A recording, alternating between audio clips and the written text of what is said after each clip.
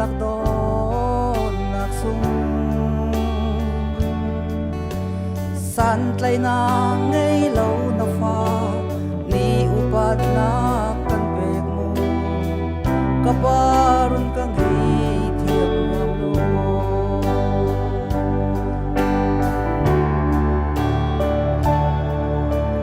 pha le cha thiam kar dua asur ahan ti lo in chun zan re thei na tuar mi mai te chu zo in mi o kam ram chu na tuar sal bang in mo ke cha na tuar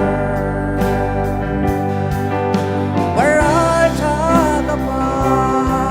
ka cha zai po na tuar ngam zom tai na za bun kim na tuar ka pa na do nak ni umamo dalung tudum pinter tu siveni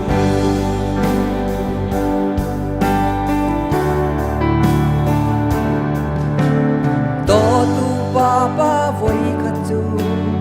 afale hoi lo dua do zoi ten a kabom acham than nak tuak loin bil heng mang pa tia anti ni so na tuar mo e kapa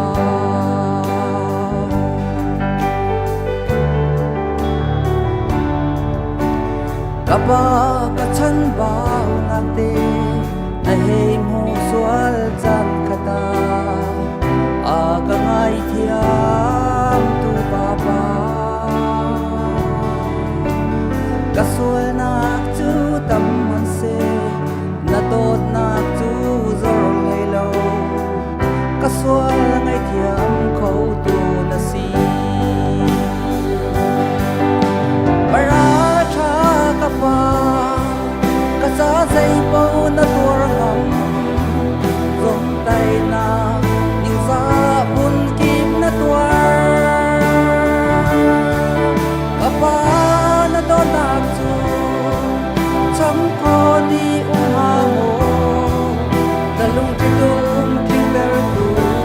siveni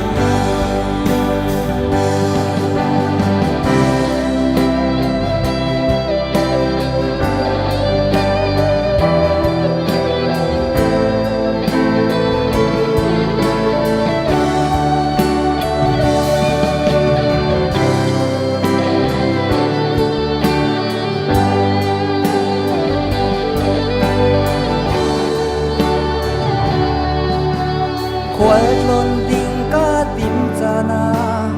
akir nak lam la man se a ka tha ton tu papa kapa na don nak sung su ti le rwa ni kham kho lo an kham kho lo ka pai i don na